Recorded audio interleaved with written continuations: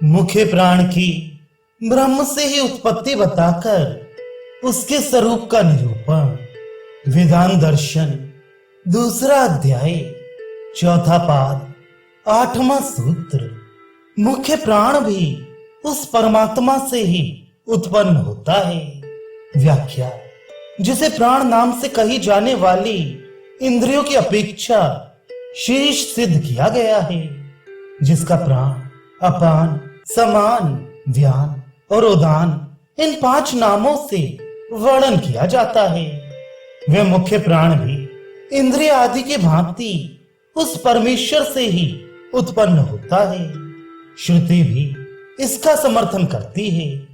अब प्राण के स्वरूप का निर्धारण करते हैं। 9वां सूत्र। श्रुति में वर्णित मुख्य प्राण वायु तत्व और उसकी क्रिया नहीं है, क्योंकि उन दोनों से अलग इसका वर्णन है। व्याख्या। श्रुति में जहां प्राण की उत्पत्ति का वर्णन आया है, वहां वायु की उत्पत्ति का वर्णन अलग है। इसलिए श्रुति में वर्णित मुख्य प्राण ना तो वायु तत्व है और ना वायु क्रिया का ही नाम मुख्य प्राण है। वे इन दोनों से भिन्न पदार्थ है, यही सिद्ध होता है। यहाँ यह जिज्ञासा होती है कि प्राण यदि वायु तत्व नहीं है तो क्या जीवात्मा की भांति स्वतंत्र पदार्थ है? इस पर कहती है 10वां सूत्र। किंतु प्राण भी चक्षु आदि इंद्रियों की भांति जीवात्मा का करण है, क्योंकि उन्हीं के साथ प्राण और इंद्रियों के संवाद में इसका वर्णन किया गया है, तथा उनकी भांति यह जड़ भी है ही। व्याख्या। छांदोग्य उपनिषद में मुख्य प्राण की श्रेष्ठता सूचित करने वाली एक कथा आती है, जो इस प्रकार है। एक समय सब इंद्रियां परस्पर विवाद करती हुई कहने लगी, मैं श्रेष्ठ हूं, मैं श्रेष्ठ हूं। अंत में वे अपना न्याय कराने के लिए प्रजापति के पास गईं। वहां उन सब ने उनसे पूछा, भगवान, हम में सर्वश्रेष्ठ कौन है? प्रजापति ने कहा, तुम में से जिसके निकलने से शरीर मुर्दा हो जाए वही श्रेष्ठ है। यह सुनकर वाणी शरीर से बाहर निकली, फिर चक्षु, उसके बाद श्रोत्र। इस प्रकार एक एक इंद्रिय के निकलने पर भी शरीर का काम चलता रहा।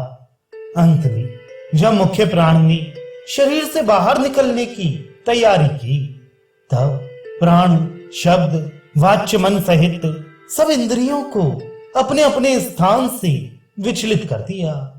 ये देख वे सब इंद्रियां घबराईं और मुख्य प्राण से कहने लगी, तुम ही हम सब में श्रेष्ठ हो, तुम बाहर मत जाओ।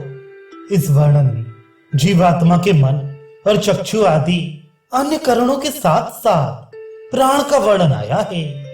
इससे यह सिद्ध होता है कि जिस प्रकार वे स्वतंत्र नहीं हैं, जीवात्मा के अधीन है, उसी प्रकार मुख्य प्राण भी उसके अधीन है। इसीलिए इंद्रिय निग्रह की भांति शास्त्रों में प्राण को निग्रह करने का भी उपदेश है, तथा आदि शब्द से यह भी सूचित किया गया है कि इंद्रिय आदि की भांति यह जड़ भी है, अतः जीवात्मा की भांति स्वतंत्र नहीं हो सकता। यदि चक्षु आदि इंद्रियों की भांति प्राण भी किसी विषय के अनुभव का द्वार अथवा किसी कार्य की सिद्धि में सहायक होता, तब तो इसको भी करण कहना ठीक था, परंतु ऐसा नहीं देखा जाता। शास्त्र में भी मन तथा 10 इंद्रियों को ही प्रत्येक कार्य में करण बताया गया है, प्राण को नहीं। यदि प्राण को करण माना जाए तो उसके लिए भी किसी ग्राह्य विषय की कल्पना करनी पड़ेगी। इस शंका का निवारण करने के लिए कहते हैं 11वां सूत्र। निश्चय ही इंद्रियों की भांति विषयों के उपभोग में करण ना होने के कारण उक्त दोष नहीं है। इसका करण होना कैसा है, यह बात श्रुति स्वयं दिखाती है। व्याख्या। जिस प्रकार चक्षु आदि इंद्रियां रूप आदि विषयों का ज्ञान कराने में करण है। इस प्रकार विषयों के उपभोग में करण न होने पर भी उसको जीवात्मा के लिए करण मानने में कोई दोष नहीं है, क्योंकि उन सब इंद्रियों को प्राण ही धारण करता है। इस शरीर और इंद्रियों का पोषण भी प्राण ही करता है। प्राण के संयोग से ही जीवात्मा एक शरीर को छोड़कर दूसरे शरीर में जाता है। इस प्रकार श्रुति में इसके करण भाव को दिखाया गया है। इस प्रकरण के सिवाय और भी जहां जहां मुख्य प्राण का प्रकरण आया है, सभी जगह ऐसी ही बात कही गई है। इतना ही नहीं, अपितु 12वां सूत्र श्रुति के द्वारा यह मन की भांति 5 वृत्तियों को धारण करने वाला बताया जाता है। व्याख्या: जिस प्रकार श्रोत्र आदि ज्ञानेंद्रियों के रूप में मन की 5 वृत्तियां मानी गई हैं, उसी प्रकार श्रुति ने इस मुख्य प्राण को भी 5 वृत्ति वाला बताया है। प्राण, अपान, व्यान, समान और उदान, ये है उसकी 5 वृत्तियां हैं। इनके द्वारा यह अनेक प्रकार से जीवात्मा के उपयोग में आता है। श्रुतियों में इसकी वृत्तियों का भिन्न भिन्न कार्य विस्तार पूर्वक बताया गया है। इसलिए भी प्राण को जीवात्मा का उपकरण मानना उचित ही है। मुख्य प्राण के लक्षणों का प्रतिपादन करने के लिए 9वें सूत्र से प्रकरण आरंभ करके 12वें सूत्र तक यह सिद्ध किया गया है कि प्राण जीवात्मा तथा वायु तत्व से भी भिन्न है।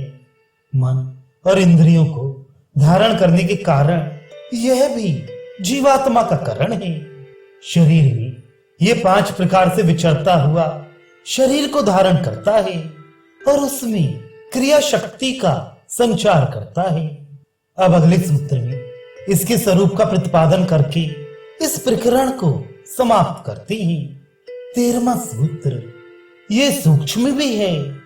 व्याख्या: ये प्राण तत्व अपनी 5 वृत्तियों के द्वारा स्थूल रूप में उपलब्ध होता है। इसके सिवा ये अणु अर्थात सूक्ष्म भी है। यह अणु कहने से यह भाव नहीं समझना चाहिए कि यह छोटे आकार वाला है। इसकी सूक्ष्मता को लक्षित कराने के लिए इसे अणु कहा गया है।